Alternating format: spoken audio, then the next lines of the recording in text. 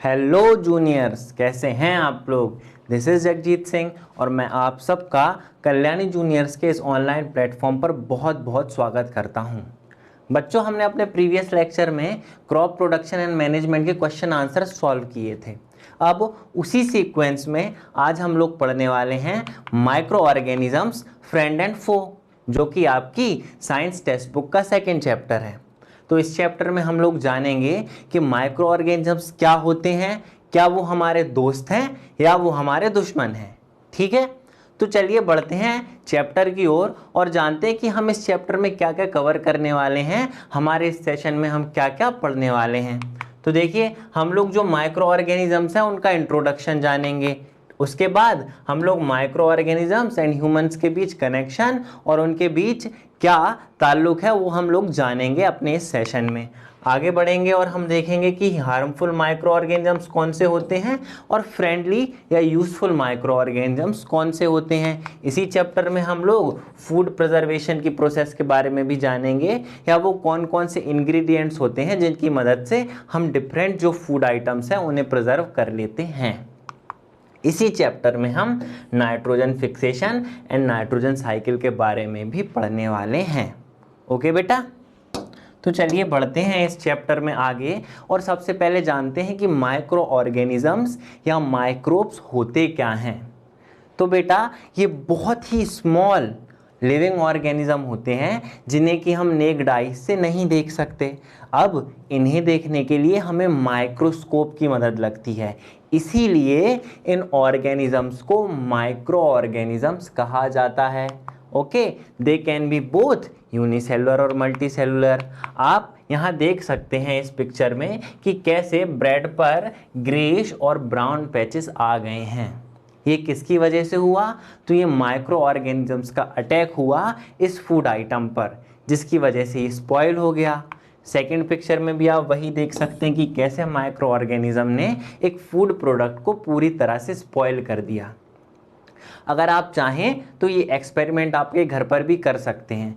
मैंने आपको बताया था कि माइक्रो ऑर्गेनिजम्स को देखने के लिए माइक्रोस्कोप की मदद लगती है, लेकिन इस केस में यानी कि ब्रेड के केस में जो माइक्रो ऑर्गेनिज्म होता है वो ब्रेड मोल्ड होता है और उसे आप मैग्नीफाइंग ग्लास से भी देख सकते हैं। हाँ, मैं आपको बता रहा था कि आप कौन सी एक्टिविटी कर सकते हैं। तो आप एक ब्रेड को 4 से 5 दिन के लिए रखा छोड़ दीजिए। आप देखेंगे कि 4 से 5 दिन बाद उस पर ब्राउन और ग्रेश पैचेस आ गए हैं। वो क्यों आ गए हैं? क्योंकि उसको माइक्रो ऑर्गेनिजम्स ने अटैक कर दिया है, जिस वजह से वो ब्रेड पूरी तरह स्पॉइल हो सकता है और हो जाता है एक्चुअली, जिसे कि आप मैग्नीफाइंग ग्लास की मदद से देख सकते हैं और तब आप समझ पाएंगे कि एक्चुअली ब्रेड मोल्ड दिखता कैसा है। Further moving ahead in our chapter, हम जानेंगे कि माइक्रो ऑर्गेनिजम्स कहाँ पाए जाते हैं। एक्चुअली क्वेश्चन ऐसा होना चाहिए था कि माइक्रो ऑर्गेनिजम्स कहाँ नहीं पाए जाते, क्योंकि microorganisms are found in everywhere. Okay, microorganisms are found in hot springs, forest, यहाँ तक कि आपकी खाने की प्लेट से लेकर पीने के पानी तक, और यहाँ तक कि आपके मुंह में भी माइक्रो ऑर्गेनिजम्स पाए जाते हैं। क्या बात कर रहे हो जगजीत भैया? तो हाँ, आपके मुंह में भी माइक्रो ऑर्गेनिजम्स पाए जाते हैं। Actually they are found in a wide range of temperature. गर्म से गर्म जगह से लेकर ठंडी से ठंडी जगह तक ये माइक्रो ऑर्गेनिजम्स हैं वो पाए जाते हैं। आगे बढ़ते हैं हमारी स्लाइड में और जानते हैं कि वो कौन कौन से मेजर ग्रुप्स हैं जिनमें कि ये माइक्रो ऑर्गेनिजम्स क्लासिफाइड हैं। Okay, so first one is bacteria, then fungi, then protozoa and algae. These are 4 groups in which microorganisms are classified. अब हम इन ग्रुप्स के बारे में एक एक कर पढ़ेंगे और कुछ पॉइंट्स जानेंगे इनके बारे में और इनके कुछ एग्जांपल्स जानेंगे जो कि आपके एग्जाम पॉइंट ऑफ व्यू से इंपॉर्टेंट हैं। तो सबसे पहले चलते हैं बैक्टीरिया की तरफ। तो बैक्टीरिया क्या होता है बच्चों? बैक्टीरिया एक सिंगल सेल्ड ऑर्गेनिज्म है, यानी कि यूनिसेलुलर ऑर्गेनिज्म। मतलब कि इसके जो भी फंक्शंस होंगे लाइक रेस्पायरेशन, डाइजेशन, एक्सक्रीशन, वो सिर्फ सिंगल सेल्ड परफॉर्म करेगा। जैसे कि हम लोग हैं तो हम जो हैं वो मल्टी सेलुलर ऑर्गेनिज्म है। मतलब हमारे जो भी फंक्शंस हैं, लाइक डाइजेशन हुआ, रेस्पायरेशन हुआ, एक्सक्रीशन हुआ, रिप्रोडक्शन हुआ, ये डिफरेंट सेल्स करते हैं। मेरा मतलब है कि एक वेल डिफाइंड हमारे पास ऑर्गन सिस्टम रहता है जिसमें डिफरेंट ऑर्गन्स रहते हैं जो कि डिफरेंट फंक्शंस करते हैं। जो organs different types of tissue से बने रहते हैं, जो कि टिश्यू रहते हैं वो डिफरेंट टाइप्स ऑफ सेल्स से बने रहते हैं। That's why we are considered multicellular and advanced organism. वहीं जो बैक्टीरियाज रहते हैं वो यूनिसेलुलर ऑर्गेनिज्म रहते हैं। क्यों? क्योंकि इनके जो सारे फंक्शंस हैं वो सिंगल सेल से ही परफॉर्म होते हैं। उसके बाद they are generally found in colonies. अब कॉलोनी से आप मतलब मत समझिएगा कि आपकी कॉलोनी में पाए जाते हैं, आपकी कॉलोनी में भी पाए जाएंगे बेटा ये, क्योंकि they are found in everywhere. लेकिन कॉलोनी से यहाँ मतलब है groups, actually they are found in groups. और अगर एग्जाम्पल देखें हम तो ई कोलाई, और अगर शेप के बेस पे हम बैक्टीरिया के एग्जाम्पल देखें तो स्पाइरल बैक्टीरिया जो कि स्पाइरल शेप होता है, और second one is rod shaped bacteria. So juniors, bacteria के बाद अब हम लोग जानेंगे कि फंजाई क्या होती है। सो फंजाई का मोड ऑफ न्यूट्रिशन देखते हैं सबसे पहले। तो जो मोड ऑफ न्यूट्रिशन है वो फंजाई का है सेप्रोफाइटिक और पैरासाइटिक। अब जगजीत भैया, सेप्रोफाइटिक और पैरासाइटिक क्या होता है? तो बेटा सेप्रोफाइटिक मोड ऑफ न्यूट्रिशन रहता है, उसमें organism dead and decaying matter के ऊपर निर्भर रहता है। ओके, जो पैरासाइटिक मोड ऑफ न्यूट्रिशन रहता है उसमें जो ऑर्गेनिज्म है वो पूरी तरह से एक होस्ट के ऊपर डिपेंड रहता है और वो होस्ट से सारे न्यूट्रिएंट्स लेता है। अब इसमें ही अगर हम आगे बढ़ते हैं तो कुछ डायग्राम्स देखते हैं। अब ये डायग्राम्स क्या हैं? एक्चुअली ये फंजाई के एग्जाम्पल हैं, तो एक एक कर इनके नाम देखें। तो ये देखिए ब्रेड मोल्ड। मैंने आपको बताया था कि जब ब्रेड पर माइक्रो ऑर्गेनिजम्स का अटैक होता है तो उन पर फंगस लग जाता है। उसी फंगस को अगर हम माइक्रोस्कोप से देखें या फिर मैग्नीफाइंग ग्लास से देखें तो हमें कुछ इस टाइप का स्ट्रक्चर देखने को मिलेगा। इसको हम लोग ब्रेड मोल्ड कहते हैं और एक फंजाई का ये एक एग्जाम्पल है। अगर दूसरी ओर चलें तो पेनिसिलम एक एग्जाम्पल है, ठीक है। और थर्ड चलें तो एस्परगिलस नाइगर। अब जो पेनिसिलम है इससे क्या होता है? इससे कुछ एंटीबायोटिक्स का प्रोडक्शन होता है, ठीक है। तो पेनिसिलम आपके लिए इंपॉर्टेंट है एग्जाम पॉइंट ऑफ व्यू से। अब इसी में हम आगे बढ़ते हैं और देखते हैं फंजाई के बाद हमारा आता है प्रोटोजोआ। तो अब प्रोटोजोआ के बारे में जानेंगे कि प्रोटोजोआ क्या होता है। So it is aquatic organism और its mode of nutrition is heterotrophic, ठीक है। जैसे कि प्लांट्स ऑटोट्रॉपिक होते हैं, अपना खाना खुद बनाते हैं, अपना फूड खुद बनाते हैं, उसी तरह जो ये प्रोटोजोआ है वो हेट्रोट्रॉपिक है। मतलब कि अपना खाना खुद नहीं बनाता, ये दूसरों पर डिपेंड रहता है। मतलब जो इसका पोषण है वो किसी पर यानी किसी दूसरे पर डिपेंड रहता है, इसीलिए इसको परपोषी भी हम लोग हिंदी में कहते हैं। अगर कुछ एग्जाम्पल्स देखें हम प्रोटोजोआ के तो अमीबा हो गया और पैरामीशियम हो गया। ओके, देख सकते हैं आप, paramecium and amoeba are the examples of protozoa. Now you have cleared कि प्रोटोजोआ क्या होता है, फंजाई क्या होती है और बैक्टीरिया क्या होता है। अब जो ग्रुप्स में जो फोर्थ पॉइंट बचा था वो है हमारा algae. So now in this slide we will discuss about algae. So algae is mostly aquatic in nature and it is found in colonial और filamentous। तो कॉलोनियल क्या होता है? तो कॉलोनियल मैंने आपको बताया था कि ग्रुप्स में पाए जाते हैं। तो कॉलोनियल का एग्जांपल अगर हम लोग देखें तो क्लाइमेडोमोनास हो जाएगा, और फिलामेंटस का अगर हम लोग एग्जांपल देखें तो स्पायरोगायरा हो जाएगा। अब फिलामेंटस क्या होता है जगजीत भैया? तो फिलामेंटस जो है ये थ्रेड लाइक स्ट्रक्चर होता है। अगर आप माइक्रोस्कोप से देखेंगे तो आपको जो है स्पायरोगायरा का थ्रेड लाइक स्ट्रक्चर दिखेगा। अब इसके बाद हम लोगों ने चारों ग्रुप्स कवर कर लिए हैं जिनमें माइक्रो ऑर्गेनिजम्स डिवाइडेड रहते हैं। अब इसके बाद हम लोग वायरस पढ़ेंगे। तो actually virus is considered both living and non living, ठीक है। आप देख सकते हैं कि virus lie on the border of living and non living. तो वो लिविंग कब कंसीडर किया जाता है और नॉन लिविंग कब कंसीडर किया जा सकता है, वो चीज़ भी नीचे वाले पॉइंट में लिखी है। अगर आप नहीं समझ पाते हैं उस पॉइंट को पढ़ के तो कोई बात नहीं, जगजीत भैया है ना, वो समझाएंगे आपको। सो सेकेंड पॉइंट लिखा है कि reproduce only inside the cell. अब इससे हमें कैसे पता चलता है कि जो वायरस है वो लिविंग है या नॉन लिविंग है? तो क्या होता है, जब कोई चीज़ रिप्रोड्यूस कर रही है तो उसे जनरली हम लोग लिविंग कंसीडर करते हैं, और जब ये वायरस सेल के अंदर रहता है तो ये रिप्रोड्यूस करता है, और जब ये रिप्रोड्यूस करेगा तो इसको हम लिविंग कंसीडर करेंगे। अगर ये सेल से बाहर रहता है तो ये रिप्रोड्यूस नहीं कर सकता, मतलब जो फंक्शंस हैं उनको परफॉर्म नहीं कर सकता। इसीलिए अगर ये सेल से बाहर होगा तो हम इसको क्या कंसीडर करेंगे? बिल्कुल सही, नॉन लिविंग कंसीडर करेंगे। अगर हम कुछ एग्जाम्पल देखें वायरस के, तो HIV human immuno deficiency virus, जिससे कि एड्स होता है। हम लोग जब पढ़ेंगे आगे डिसीज़ के बारे में तो जानेंगे HIV के बारे में कि ये कौन सी डिसीज़ के लिए रिस्पॉन्सिबल रहता है। उसके बाद हेपेटाइटिस बी, इबोला वायरस, ये कुछ एग्जाम्पल्स हैं वायरस के।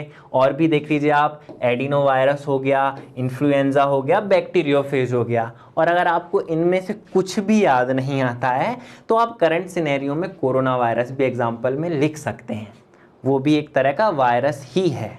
तो बेटा हम जानेंगे कि जो माइक्रो ऑर्गेनिज्म हैं वो किन कैटेगरीज में डिवाइड रहते हैं। हमने अपनी पिछली स्लाइड्स में पढ़ा था कि जो माइक्रो ऑर्गेनिजम्स हैं वो 4 मेजर ग्रुप्स में डिवाइडेड हैं, और वो 4 मेजर ग्रुप्स कौन कौन से हैं? तो बैक्टीरिया हो गया, फंजाई हो गया, प्रोटोजोआ हो गया, और क्या हो गया? एल्गी हो गया। अब यहाँ हम पढ़ेंगे कि जो माइक्रो ऑर्गेनिजम्स हैं वो डिफरेंट कैटेगरीज में कौन कौन सी डिफरेंट कैटेगरीज में डिवाइडेड हैं।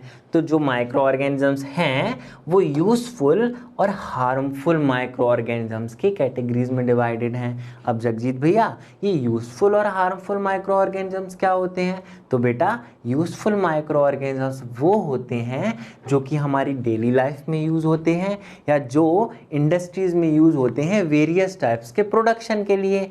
वहीं जो हार्मफुल माइक्रो ऑर्गेनिजम्स होते हैं वो क्या होता है बेटा?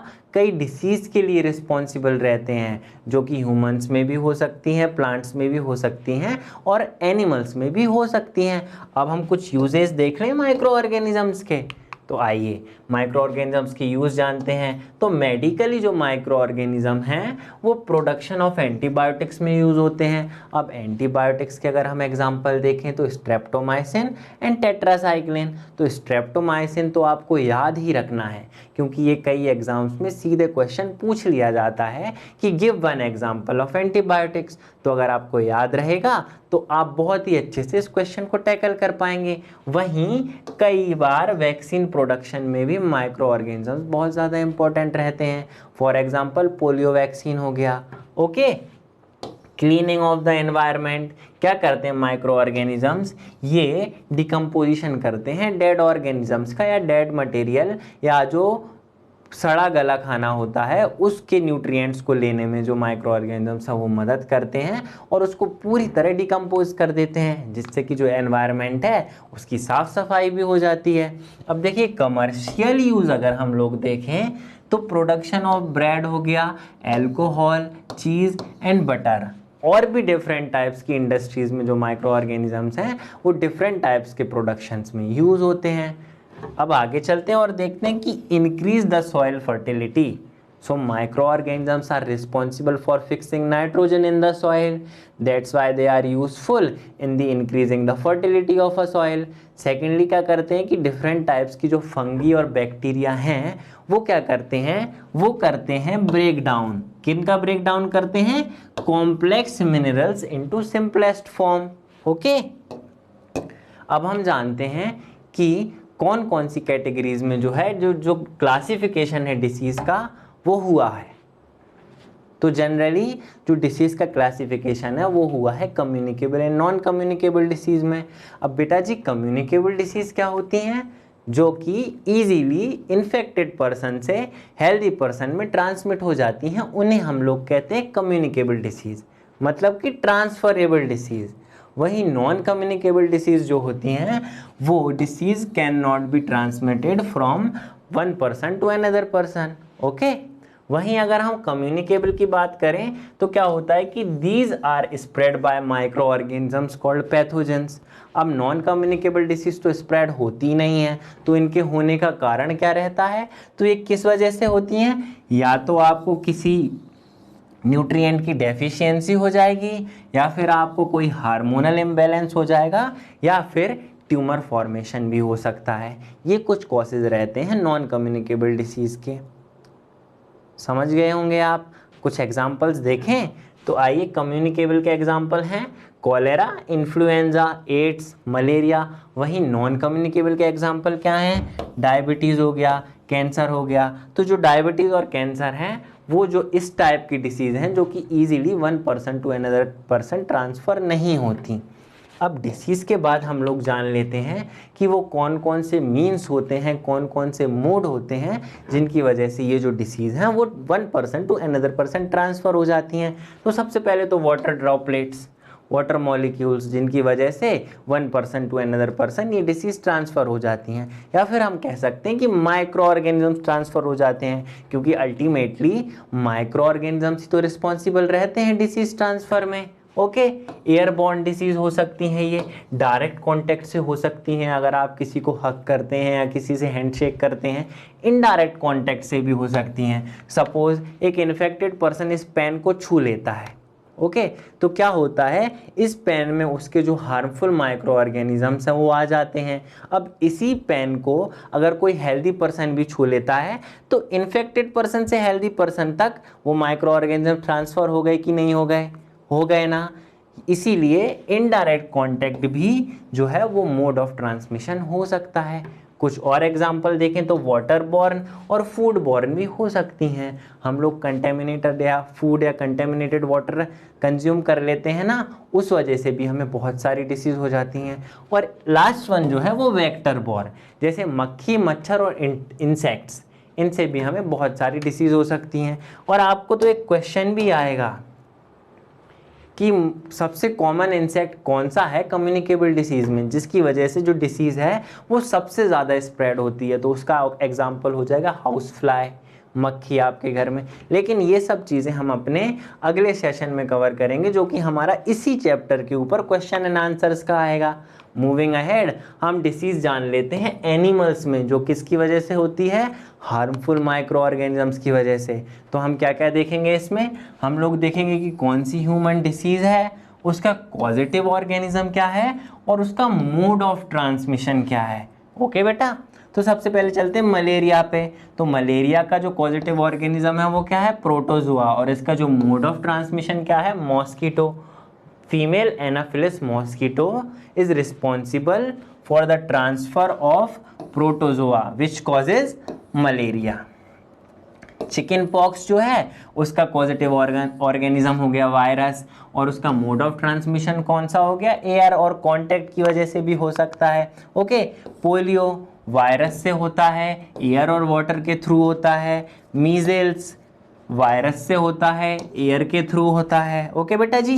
हेपेटाइटिस बी भी वायरस से होता है, वाटर के थ्रू हो जाता है ये। ट्यूबरक्लोसिस और जो कोलेरा हैं वो बैक्टीरिया से होते हैं, और जो ट्यूबरक्लोसिस है वो एयर से ट्रांसमिट होता है, वहीं जो कोलेरा है वो contaminated food and contaminated water से ट्रांसफ़र हो जाता है। Got it. अब चलते हैं हम कि जो माइक्रो ऑर्गेनिजम्स हैं वो प्लांट्स में कौन कौन सी डिसीज़ के लिए रिस्पॉन्सिबल रहते हैं। तो चलिए बढ़ते हैं और देखते हैं कि प्लांट में जो पहली डिसीज़ है वो है सिट्रस कैंकर, जो किससे होती है? जो होती है बैक्टीरिया से, और जिसका मोड ऑफ ट्रांसमिशन क्या है? एयर। सिट्रस कैंकर मतलब कि जितने भी खट्टे फल या जितनी भी खट्टी चीज़ें हैं उनमें ये बीमारी पाई जाती है। और इसमें क्या होता है, इसमें ऐसे डार्क से पैचेस जो हैं वो फ्रूट के ऊपर आ जाते हैं। अब दूसरी डिसीज़ अगर हम देखें तो रस्ट ऑफ व्हीट हो गया। ये रिस्ट नहीं है बेटा, ये है रस्ट ऑफ व्हीट, ठीक है, जो कि फंजाई से होता है और जिसका मोड ऑफ ट्रांसमिशन है एयर, और वी कैन से सीड्स। इसमें क्या होता है, इसमें जो पत्ती होती है उस पर जंग सी लग जाती है, रस्टिंग हो जाती है उस पर। जो लास्ट हमारी है इसमें वो है येलो वीजन मोज़ेक ऑफ भिंडी, जो कि वायरस से होती है और इंसेक्ट्स के थ्रू होती है। आप यहाँ पर देख सकते हैं कि ये जो है वो ओकरा डिसीज़ है, मतलब येलो वीन मोज़ेक ऑफ भिंडी। फर्दर मूविंग अहेड, इस चैप्टर में हम लोग आगे बढ़ते हैं और जानते हैं कि जो फूड आइटम्स हैं उनको हम किस तरह से प्रिजर्व कर सकते हैं। तो अगर हम देखें कि जो मिल्क है उसको हम हॉट एंड कोल्ड ट्रीटमेंट से प्रिजर्व कर सकते हैं। मतलब या तो हम उसको फ्रिज में रख दें या फिर उसको हम लोग बार बार गर्म करें। मम्मी भी घर पर ऐसा ही करती है ना कई बार।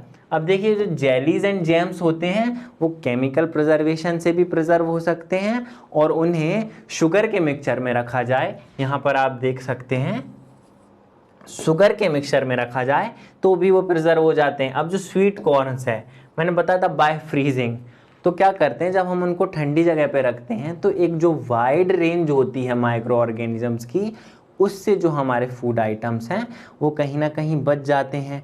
ऑयल और विनेगर में भी हम अपने बहुत सारे फूड आइटम्स रखते हैं। ओके, हम लोग क्या करते हैं, हम लोग बूस्ट और हॉर्लिक्स को जो है वो वैक्यूम ड्राइंग कर देते हैं, बहुत अच्छी तरह से पैक कर देते हैं, उसका मॉइस्चर है वो पूरी तरह से खींच लेते हैं, रिप्ड अप कर लेते हैं, जिससे कि माइक्रो ऑर्गेनिजम्स का अटैक उस पर नहीं हो पाता। तो यही कुछ वेज हैं जिनसे कि हम अपने फूड आइटम्स को माइक्रो ऑर्गेनिजम्स के अटैक से प्रिजर्व कर सकते हैं। आई होप आपको समझ में आया होगा। ओके, अब हम नेक्स्ट स्लाइड की ओर चलते हैं और जानते हैं कि नाइट्रोजन फिक्सेशन की प्रोसेस क्या होती है। तो नाइट्रोजन फिक्सेशन क्या होता है कि nitrogen fixation is the biological process in which atmospheric nitrogen is converted into ammonia with the help of bacteria. Okay, juniors, this process mainly occurs in the roots of leguminous plants. क्या होता है कि जो atmospheric nitrogen होती है, जो atmospheric nitrogen होती है वो अमोनिया में या अमोनिया के कंपाउंड्स में कन्वर्ट होती है। उस प्रोसेस को हम लोग क्या कहते हैं, नाइट्रोजन फिक्सेशन कहते हैं। अब आगे देखेंगे हम नाइट्रोजन साइकिल क्या होता है। तो नाइट्रोजन साइकिल में भी नाइट्रोजन फिक्सेशन एक स्टेप का काम करती है। नाइट्रोजन साइकिल में कौन कौन सी 4 स्टेप्स रहती हैं वो तो हम पढ़ेंगे ही, लेकिन उससे पहले हम जान लेते हैं कि एटमॉस्फेयर में भाई 78% नाइट्रोजन फिक्स है। ओके, अब क्या होता है, सॉइल में भी भाई नाइट्रोजन है। ओके, तो जो प्लांट है वो सॉइल से नाइट्रोजन ले लेता है। ठीक है, अब उसी पेड़ को क्या होता है, एनिमल्स खा लेते हैं। जब उस पेड़ को एनिमल्स खा लेते हैं तो नाइट्रोजन कहाँ, एनिमल्स के अंदर चला जाता है। अब जो एनिमल्स हैं या तो वो मर जाते हैं या फिर एक्सक्रीट करते हैं, तो उसमें नाइट्रोजन का अमाउंट जो है वो भी रिलीज होता है, पर वो उस फॉर्म में नहीं होता जिस फॉर्म में कि वो एटमॉस्फेयर में फिक्स हो सके। तो उस फॉर्म में लाने के लिए various types of bacterias, various types of micro organisms होते हैं जो कि अमोनिया के कंपाउंड्स को नाइट्रोजन में फिक्स करते हैं। और इसी प्रोसेस को हम लोग नाइट्रोजन फिक्सेशन कहते हैं, क्योंकि इस प्रोसेस से जो 78% अमाउंट है नाइट्रोजन का वो एटमॉस्फेयर में फिक्स रहता है।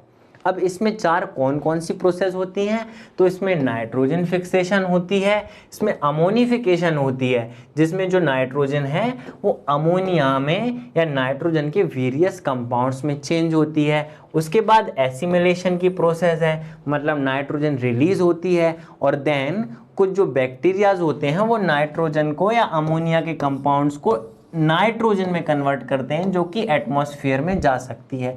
उस प्रोसेस को कहते हैं डीनाइट्रिफिकेशन। जैसे कि आपको रोटियां अच्छी लगती हैं लेकिन आप सिंपली रॉ व्हीट नहीं खा सकते, आपको अच्छा नहीं लगता, उसी तरह से जो एनिमल्स हैं वो नाइट्रोजन को दूसरे फॉर्म में कंजर्व कर सकते हैं, डायरेक्टली जो है वो गैसियस स्टेट में कंज्यूम नहीं कर सकते। उसी तरह से जब वो गैसियस स्टेट में कंज्यूम नहीं करते तो वो क्या करते हैं, नाइट्रोजन के कंपाउंड बना लेते हैं। ओके, अब ये जो नाइट्रोजन के कंपाउंड हैं वो एटमॉस्फेयर में फिक्स नहीं हो सकते, तो उन्हें फिक्स करने के लिए different types of bacterias, different types of micro organisms होते हैं जो कि उसका डीनाइट्रिफिकेशन करते हैं और नाइट्रोजन को गैसियस स्टेट में चेंज करते हैं, जिसकी वजह से क्या होता है, जिसकी वजह से नाइट्रोजन फिर से एटमॉस्फेयर में फिक्स हो जाता है। तो इसी प्रोसेस को नाइट्रोजन फिक्सेशन कहा जाता है। अब आगे बढ़ते हैं और समराइज कर लेते हैं कि अभी तक हमने इस चैप्टर में क्या क्या पढ़ा।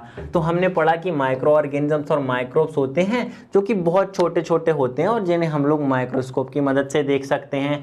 हमने पढ़ा कि वो 4 ग्रुप्स में क्लासिफाइड रहते हैं। वो 4 ग्रुप्स कौन कौन से होते हैं? तो बैक्टीरिया हो गया, फंगी हो गया, प्रोटोजोआ हो गया और एल्गी हो गया। हमने पढ़ा कि माइक्रो ऑर्गेनिज्म जो है वो डिफरेंट वैरायटी या डिफरेंट रेंज होती है जो टेम्परेचर की, उसमें सर्वाइव कर लेते हैं, जैसे कि ठंडी से ठंडी जगह से लेकर गर्म से गर्म जगह तक।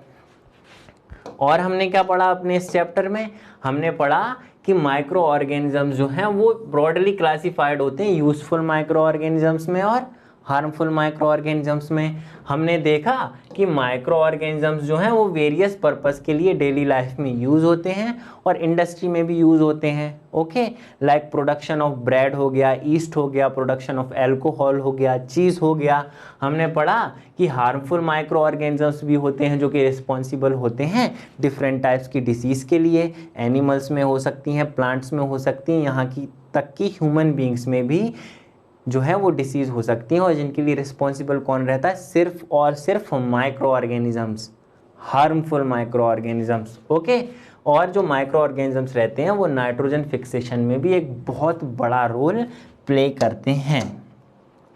तो ये सब चीज़ें हैं जो हमने इस चैप्टर को पढ़ने के बाद जान ली हैं। सो जूनियर्स, यहाँ पर जो हमारा सेशन है माइक्रो ऑर्गेनिजम्स फ्रेंड एंड फो का, वो ख़त्म हो जाता है। हमने इसमें जाना कि माइक्रो ऑर्गेनिजम्स क्या होते हैं, फ्रेंड होते हैं या फो होते हैं, कौन से माइक्रो ऑर्गेनिजम्स यूज़फुल होते हैं, कौन से माइक्रो ऑर्गेनिजम्स हमारे लिए हार्मफुल होते हैं। ये सारी चीज़ें हमने इस चैप्टर में डील की। अब जो हमारा अगला सेशन रहेगा उसमें हम इसी चैप्टर के जो है क्वेश्चन आंसर्स डील करने वाले हैं, जो कि एनसीईआरटी बेस्ड रहेंगे। मैं समझता हूँ कि आपको ये जो लेक्चर है वो अच्छे से क्लियर हुआ होगा, प्रिटी क्लियर आपको हो गया होगा। अगर आपको कुछ समझ में ना आया हो या कुछ क्वेरीज हों तो आप कमेंट बॉक्स में कमेंट ड्रॉप कर सकते हैं।